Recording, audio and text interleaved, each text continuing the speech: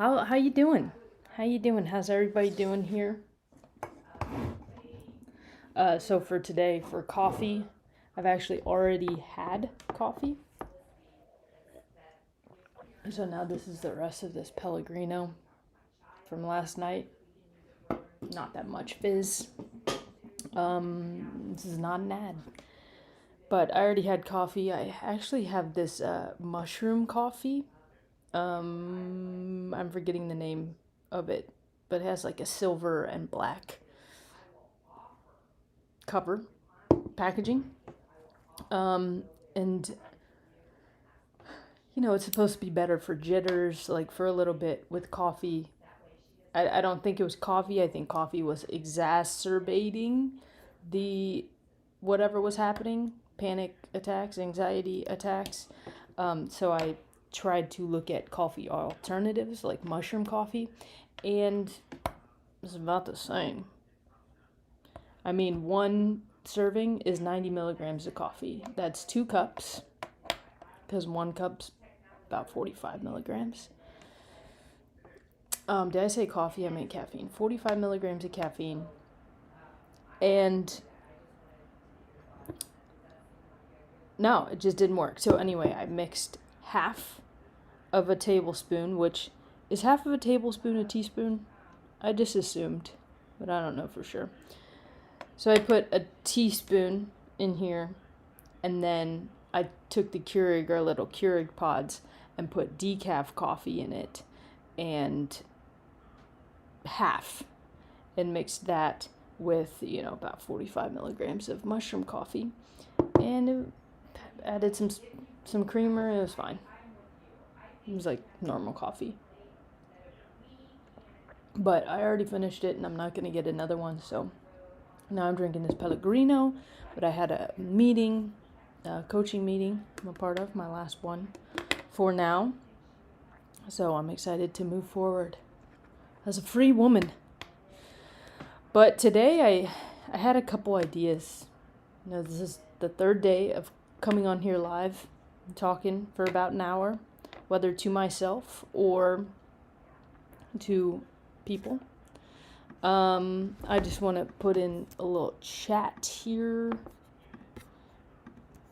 To say hello to the people. Let's see. Okay. Let's see. Chat. Hello and welcome. Here chatting about day in the life, our weird timeline, current events, conspiracy theories. Come join.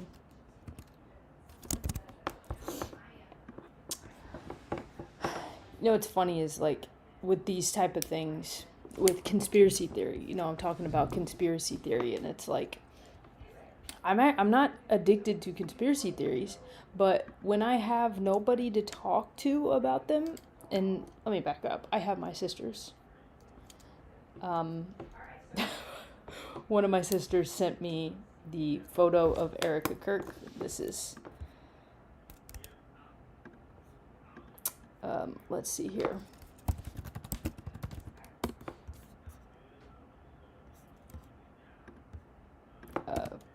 Photo podcast black outfit. I mean, she just sent me a screenshot of this. Let me see. Okay. I'll put this down. Screenshot of this. Actually, I think it was like Tim Dillon. Make sure you can see that. Tim Dillon posted it on his page. And he's like, even for a simulation, this is crazy. Yeah, like, who is her stylist? With everything these people are doing, I have to say, it feels intentional. And so it's like, why would you intend for this? What is the reason? Then, of course, Charlie. Just right there. What is the reason? I need to figure out this screen because I know it's cutting her off a little bit, but you get the gist. So she sent me that. So I have, and not that that is a part of a conspiracy theory, although it's just a part of this, simulation timeline that we're in. And it's just interesting. So I do have people to talk to, but when I'm able to talk about it just freely, it's like, okay, it's not bubbling up inside of me anymore. It's not driving me absolutely bonkers anymore. So, good. But as I, do these lives, I think of ideas that I want to share as I do them. And I put on my Instagram story a couple nights ago that, and I shared this yesterday, that we're all now watching TV on our phones. Like social media and the reality TV of America, of the world. And I had a friend respond to that story, and she said, yeah, but why is it so addicting? Why is this reality show that we're watching of the government, the world, people in power, why is it so addicting? I'm like, I get it. It is so addicting. I want to see what's next. What's happening? Something new? And when I thought about it, I was like, oh, well, we're so used to being addicted to this kind of stuff. Why? Because it's been put in front of us and we've been eating it up. Like, you think of TV shows that are so addicting. Succession. Euphoria. Like, I just thought of those two last night. And I think I saw the first episode of Euphoria and I was like, no. This teenage boy is going to, not even graduate high school, going to this motel to have sex with this man. And, well, teenage trans woman. And I'm just like, what the fuck? No. I'm not watching this, so I haven't watched that. I haven't watched Succession. But I know Succession's about family fighting over business, over money. And, Euphoria's drugs and kids and sex. And I'm not a prude, but people are addicted to those type of shows, or even, Breaking Bad. It's all about drugs and all about lying. like, do you see the correlation between those shows and our actual reality? Our actual reality is just one of those shows, but it's real. But it's actually happening in real life.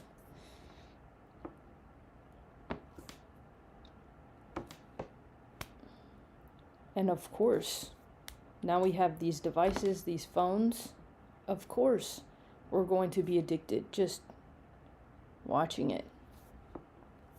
Because it's already put out there. You know what? I actually wanted to go and watch and see like the top 10 shows streaming right now.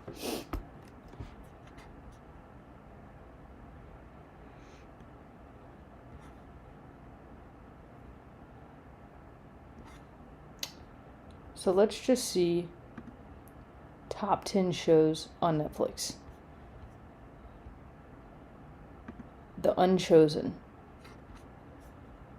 I don't want to watch the trailer. When a young mother from a sheltered cult crosses paths with a mysterious stranger, she embarks on a risky affair that awakens desires and dark secrets. Boom. Darkness. Let's see if you guys can see that on the screen. Okay, I kind of covered it up. So, yeah. Not cool. Not like good feeling.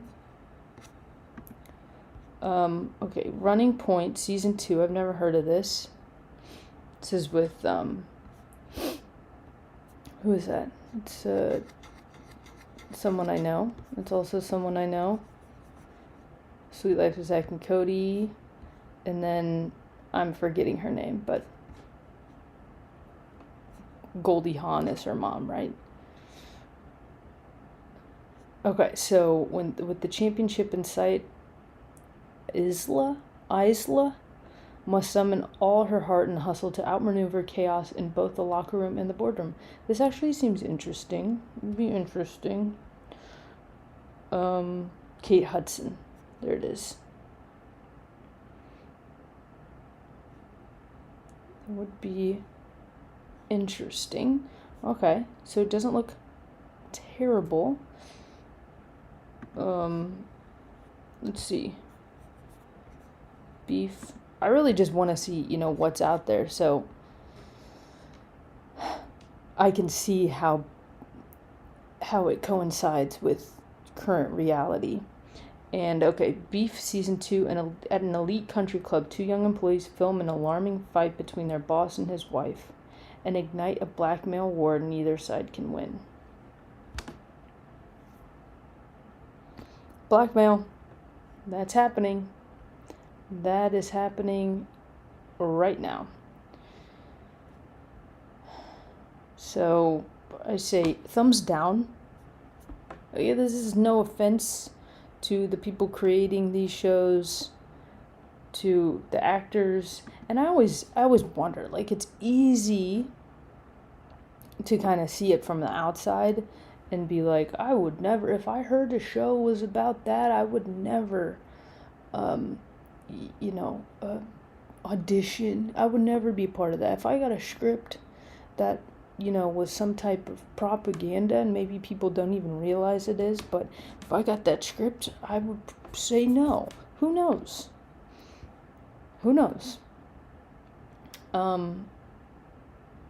But I don't necessarily want to be a part, I don't think I do, of, then people say, oh, well, they're telling us what's happening. No, I don't believe that, because with that much power to create a $1 million movie, millions of dollars, don't you think if you knew this dirty stuff was going on, you would use your power to help take that dirty stuff down?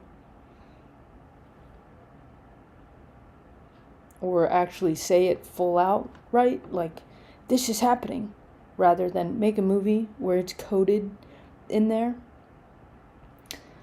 No, I think it's the word predictive, the phrase predictive programming has been popularized, but it's basically what they just tell you what's happening or what's going to happen. And I remember this show called Real Genius. It's a movie, and I watched it with a couple people, and it's with Val Kilmer. And basically it says, when science whiz Mitch Taylor, Gabe Jarrett, arrives at Pacific Tech as a freshman, he's paired up with genius senior Chris Knight, Val Kilmer, to work on a laser project. Mitch initially doesn't care for Knight's slacker attitude, but is eventually won over, and their friendship allows them to make progress on their laser report. It's only when the boys learn that the government intends to use the laser as a weapon that they start to question what they've actually been working for. Man, this screen is like completely cutting things off. I'm sorry about that. And it's an interesting movie. Also kind of sad at the end. Like, they have this laser that they built, and then they go into the room, and it's complete. It's taken.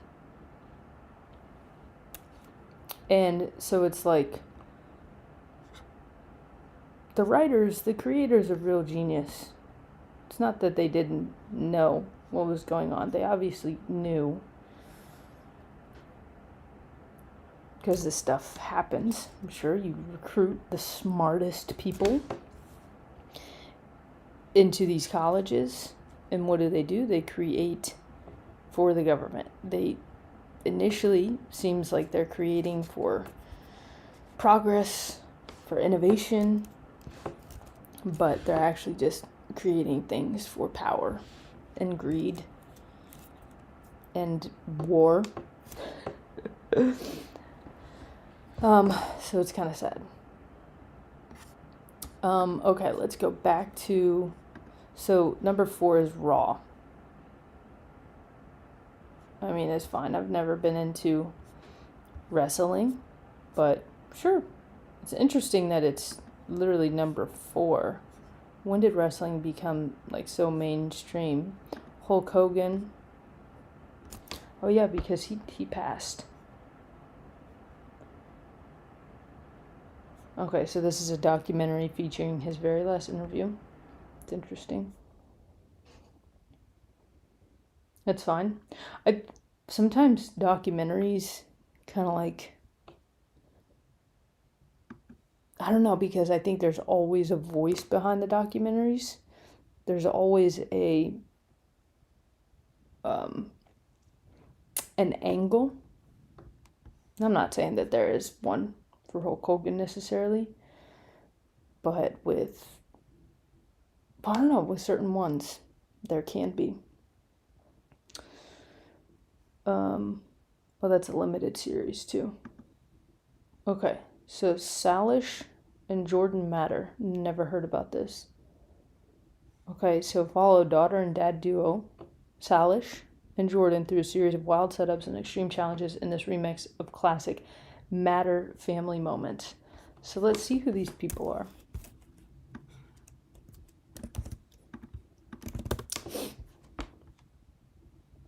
Prominent YouTube father-daughter duo known for doing high energy viral content challenges.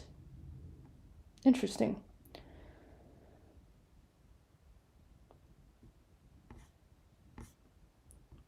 Good for them. 35 million followers.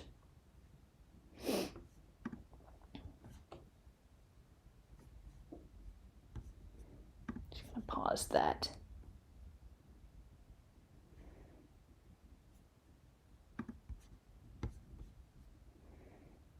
$14 billion views.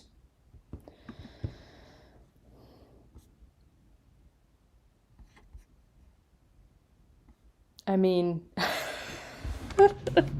so I mean, this is like pure entertainment, you know, these types of videos.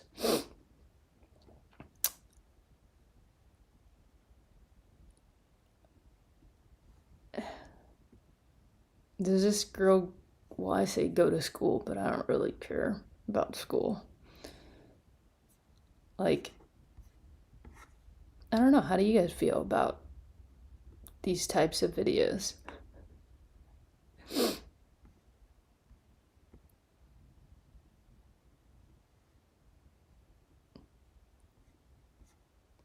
Like, my daughter survives the world's tiniest bedroom. I think her chances of surviving were pretty good.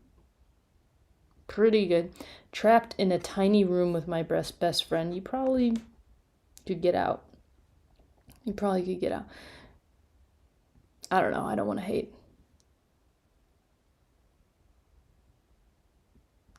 But it's wild.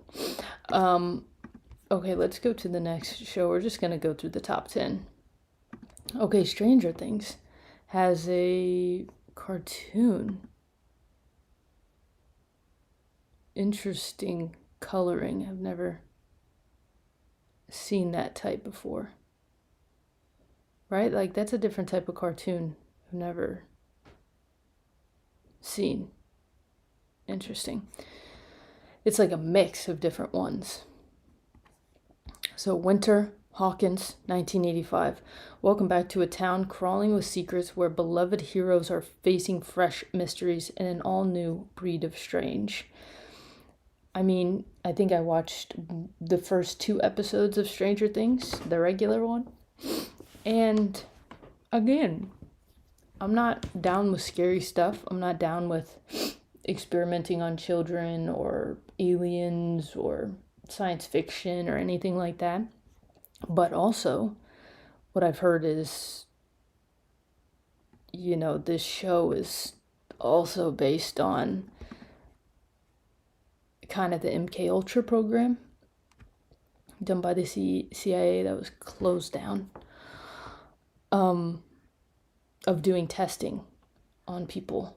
And I've just heard a lot about that. Let's see, is Stranger Things about MK Ultra? It says, yes, Stranger Things is heavily inspired by Project MK Ultra, a real-life clandestine CIA mind control research program that ran from the 1950s through the 60s. I think it's still going. The show incorporates that program's actual unethical methods, including LSD experiments, sensory deprivation, and psychic research to create the backstory for 11 and Hawkins National Laboratory. So, like, that's weird. I don't want to hear about it. I don't want to see about it. So, thumbs down. Trust me, The False Prophet. So, this is a true crime documentary. A cult expert and filmmaker infiltrate a polygamist sect to expose a self-proclaimed prophet and bring him to justice. Again, it's like, can we infiltrate a good community and see what's going on with them and see why it's such a good community? Listen, I think that, people should be brought to justice who have been doing bad things, but also, like, do it in private.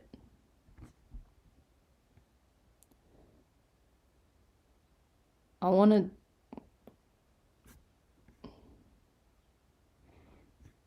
That's crazy.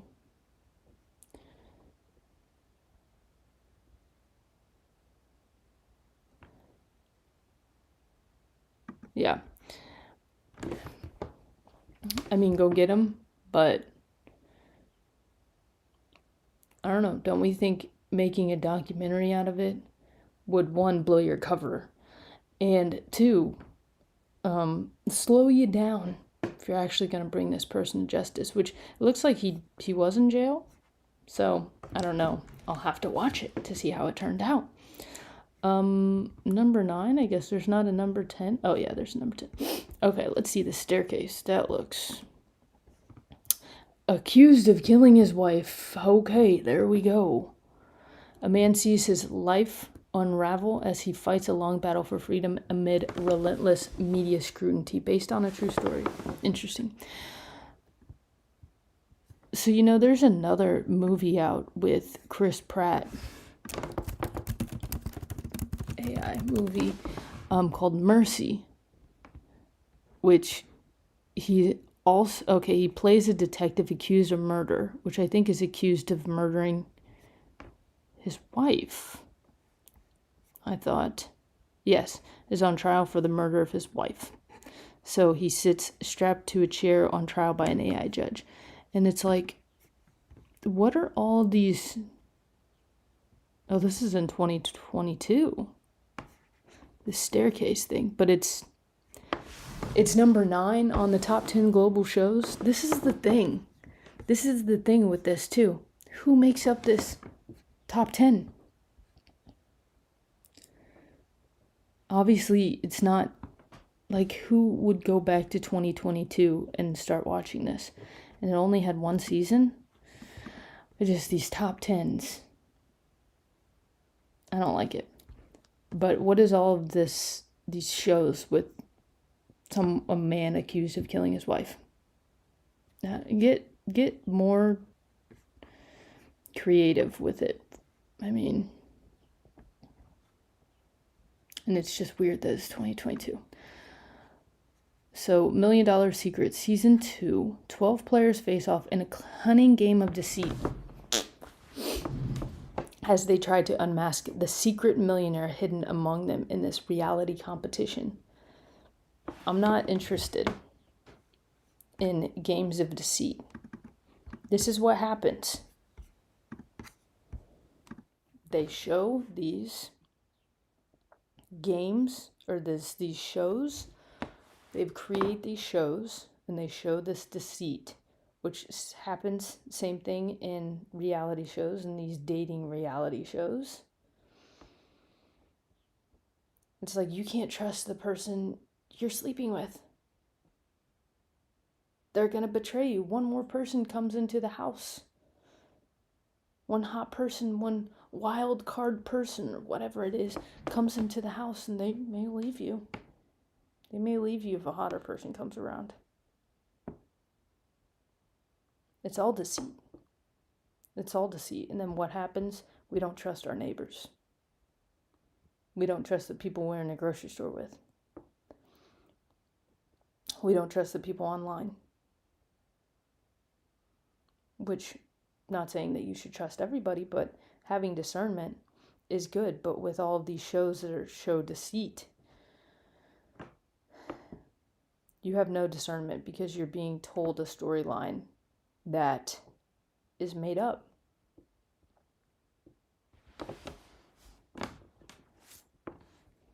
So it's hard.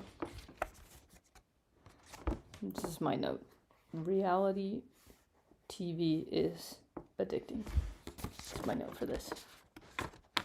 So I think that's why it is so addicting to watch.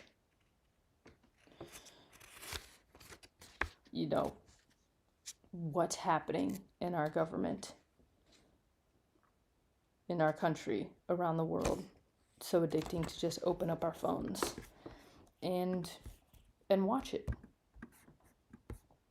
That is my theory. I have another note on here. I want to see how long I've been going. I just want to...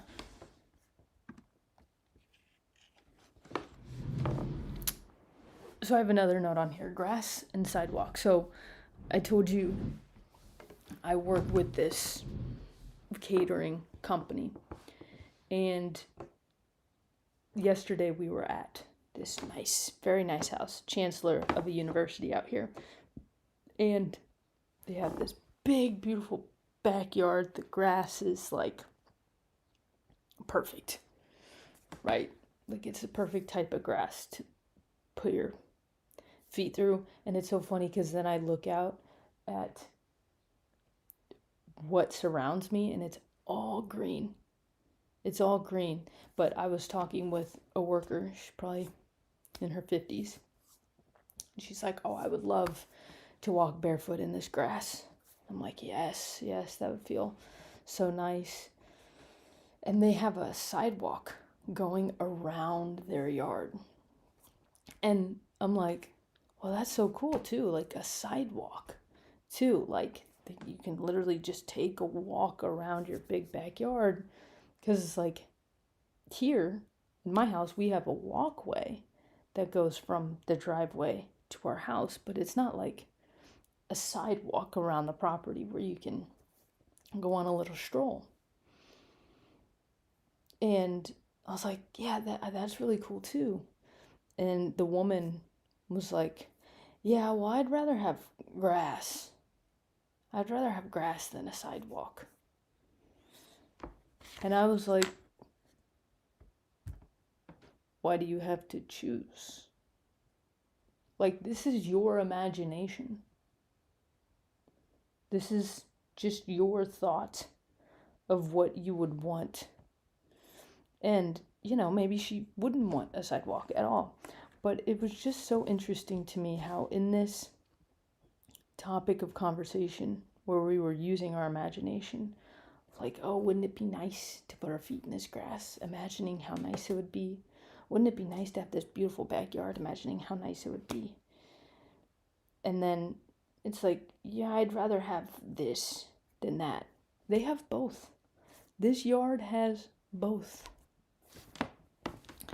And I, just when I had that thought, I was like, this resonates with a lot of other areas in my life, in our lives, where it's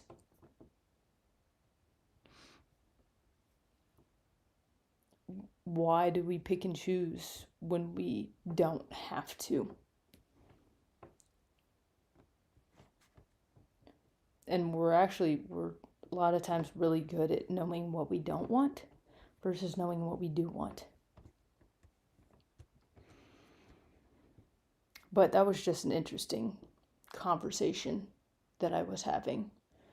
And at the end of the gig, security from the university has to come through their house and sweep the house to make sure nobody is in there, to make sure nobody stays there. And I think that's super interesting. Like, I don't know who would want to do anything to the chancellor of this university, but people are weird. You never know.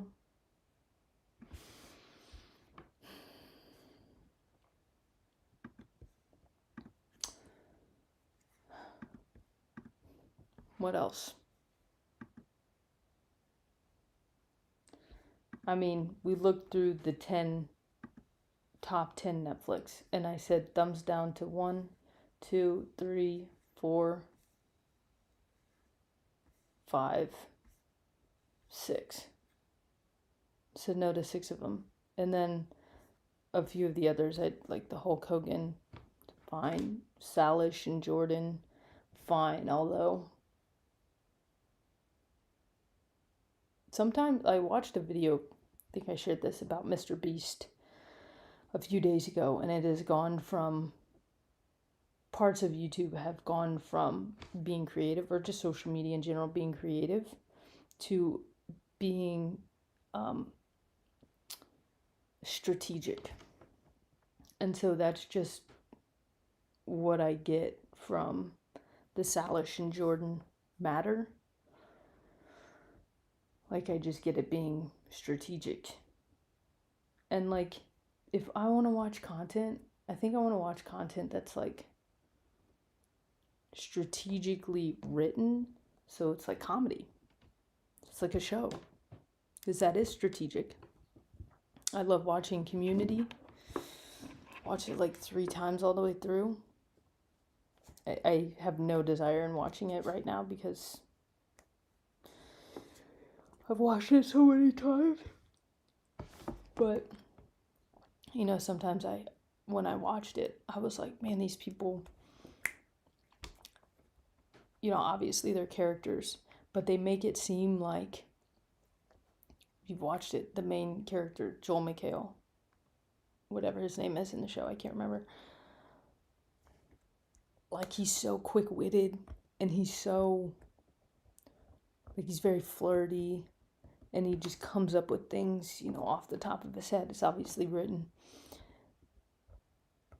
And sometimes you just wonder, man, why can't life be like this? I can have these friends, and they're funny, and everything's dramatic, which I don't want that. But it's like every episode you see some problem they have to solve, right? That's just the format of comedy shows. And then you go back to your life and you're like, nothing is going on. Absolutely nothing. I have no events that are as big as what was going on that show. And so you feel like you need that action when it's like life really isn't like that. And I probably wouldn't like a life like that. Maybe some people's lives are like that. You know, they open up social media and everything's going crazy, or they open up their email and everything's going crazy. I probably wouldn't even like that.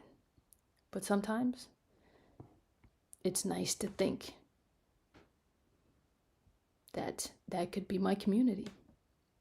But it's not.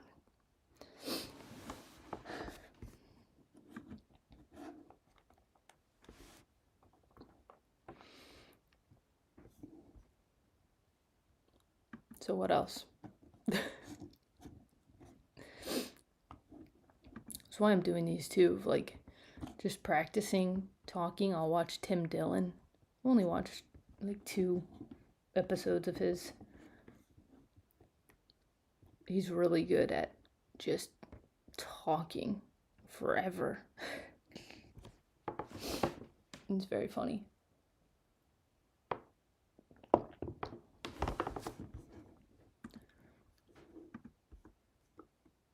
I wonder if I could play clips on this.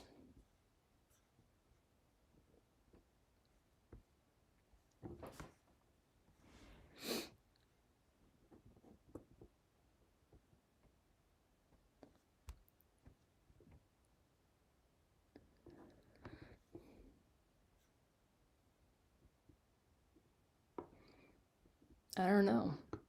I don't have a lot of stuff, honestly.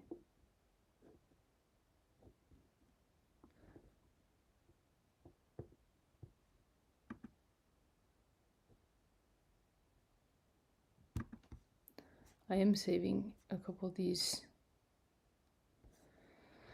videos. I'll share. Sometimes I can't really need to adjust this because I can't really see what parts of the screen you can see.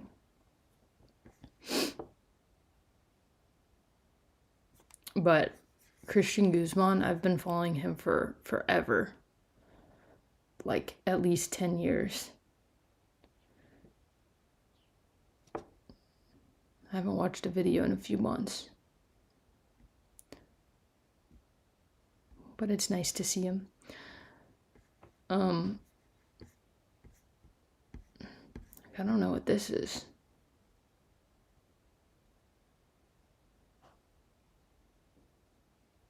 It's very interesting though. YouTube wants TV shows now.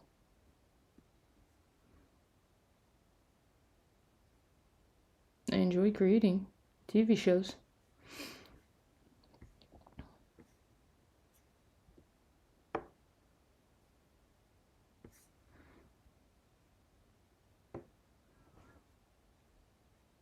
Have you guys seen this guy, the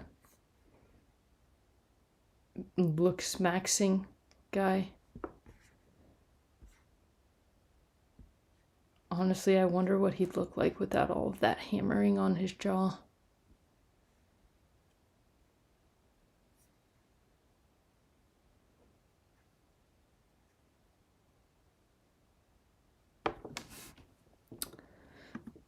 Candace Owens, I do enjoy. When Dave Chappelle did a skit mocking me during BLM, I responded that I was flattered that he even knew my name. When South Park did an episode mocking Charlie Kirk, he played it on repeat on his show. Were Charlie alive and the subject of the Drewski skit, he would have laughed. Whether regarding Jimmy Kimmel, South Park, Chappelle, or otherwise, any person attempting to criminalize jokes is the enemy of free speech. Not 1 inch. 100% she forgave the alleged shooter, but she's coming down hard on comedy skits. 100%.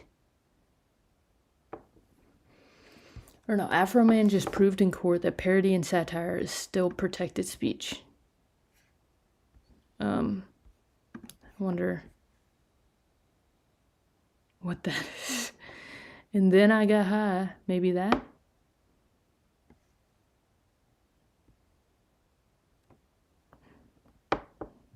Mm.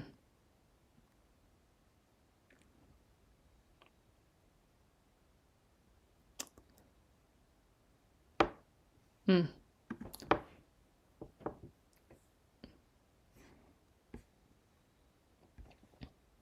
I will say one thing that I am just kind of aware of when I watch Candace, when I watch her, or anybody like that who consistently says, you know, can't trust the media, all of this, but then they pull up a source from the media. It's just interesting to watch because it's like, okay, when can we trust them? When are they telling the truth? And when shouldn't we? I guess it's just discernment, really.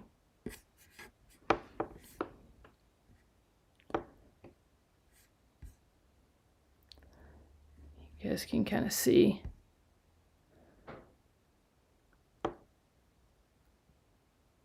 Like, what is...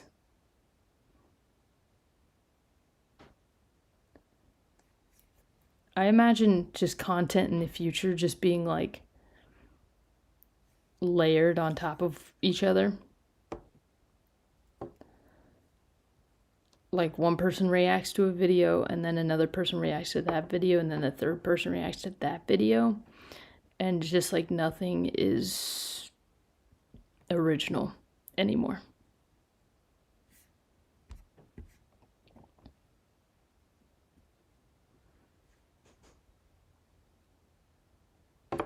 And this AI stuff, I can't point at the screen so you see it, but of Erica right there, that picture, that AI picture, I don't know, I think it's weird.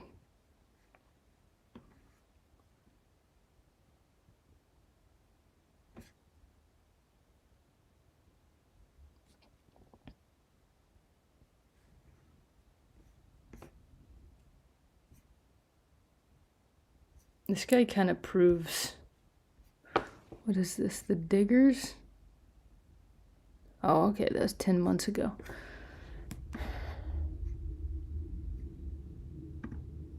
This video just kind of proves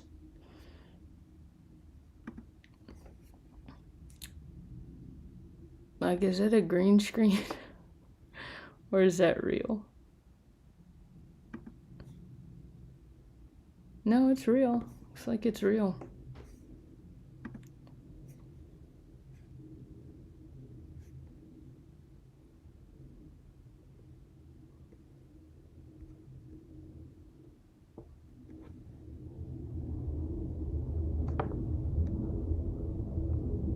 It's like a giant plane.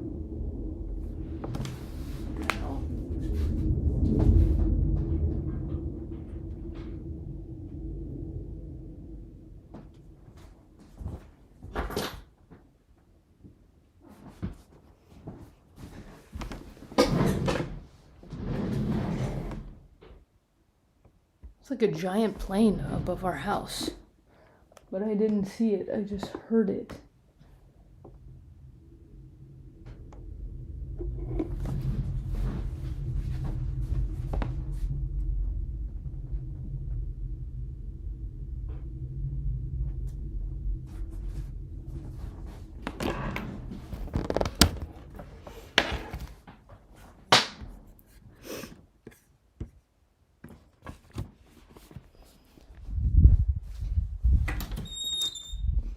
You hear that? Yeah, isn't that cool? I mean, I think it's a plane. Like a fighter jet flying low. Yeah.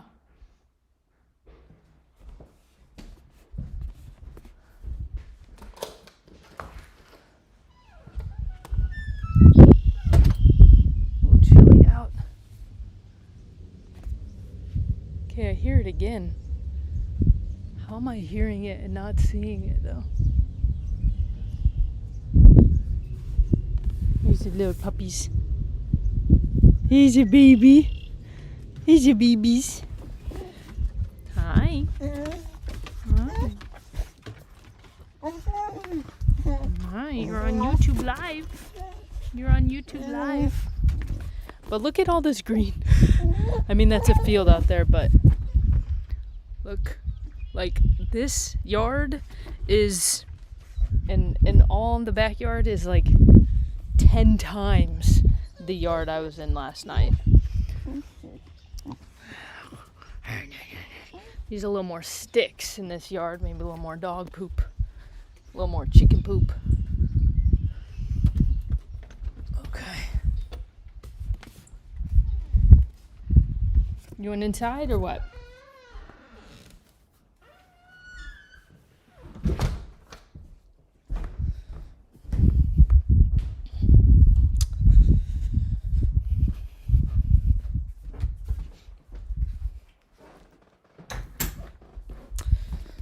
I did just check that out. That was wild. Little tour.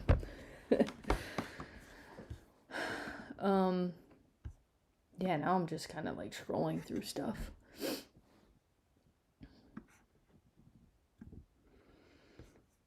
It's like 60 degrees outside, but it's cold to me.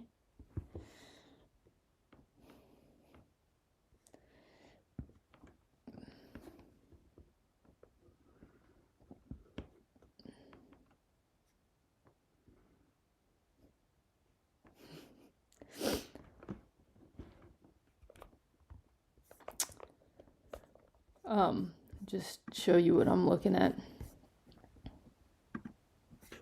This guy, so it was just interesting, you know, people are like, you have to have a certain background, you have to have the lights in the studio and everything, and this guy has 176 subscribers, over 7 million views, and his background is a dirty garage. But I like his topics that he has.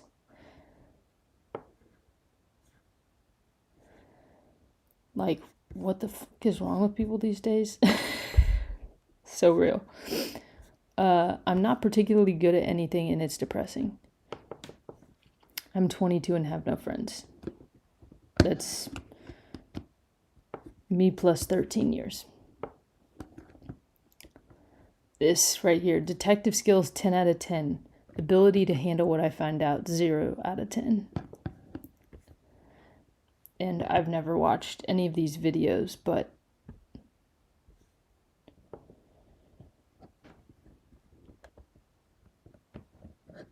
I get it. No?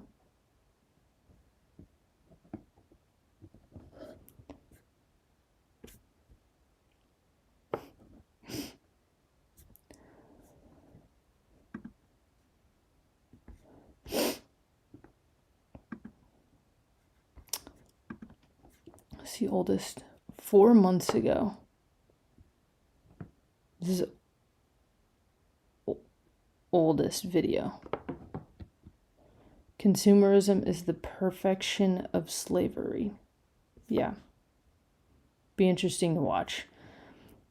Because I made a video the other day about getting a boba while I was DoorDashing. So there's an order for a boba, deliver just one drink, delivering it 13 minutes away. And, you know, sometimes I think, what the hell? One drink? Really? And then I'm like, okay, well, I'm grateful that this drink and delivering it is helping me pay my bills. I'm getting money for it. Okay, so I try to focus on, you know, being grateful. But there's also that feeling of a little dystopia. Because I'm delivering this drink that honestly nobody needs. But that's what consumerism is. It's something that you don't need, but you are convinced that you do need it. Right? The marketing around it convinces you that you do need it, that you do need a refreshing drink with rubber balls at the bottom that you can eat. But you don't. You don't. And I don't judge about how people spend their money or spend their time, I guess. But, you know, people wrote in the comments, like one person was like, maybe they're disabled. That wasn't my intention at all with the video. I wasn't saying why are they doing this. I'm kind of like, because you could do anything. Like somebody else commented and said, I'm pregnant and this is my order. Or I work healthcare, long hours, this is my order. I don't care, your reasoning for it. I think it's the idea of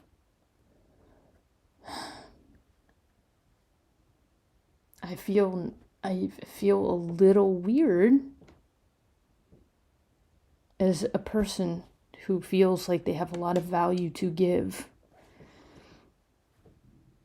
that I'm delivering one boba drink to somebody. And that's on me.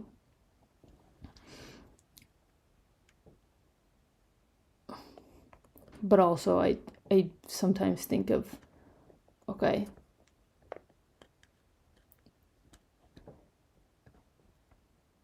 I don't know, I just don't think I need that type of thing. I'll order things like, pizza, make a food delivery order, and sometimes that food delivery will be a burger, fries, and a shake from Five Guys. It's not a whole lot more than just a boba. But there's just something weird about it.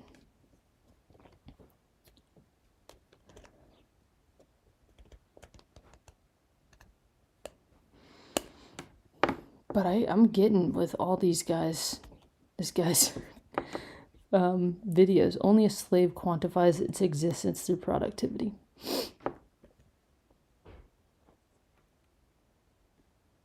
Your identity can only be found through struggle. Interesting. It's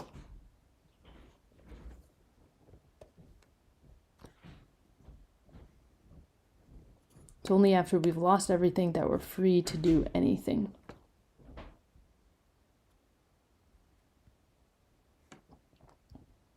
You don't work a job, you rent your soul.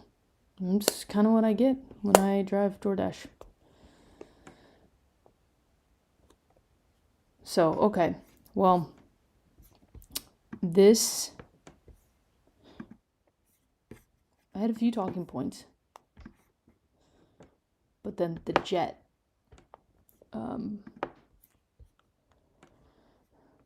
distracted me. And then I just started scrolling and sharing the scrolling with you guys. But this is good because this is only day 3. And what I realize, I am kind of like, I don't want to do a whole bunch of research. It bums me out. I just don't. And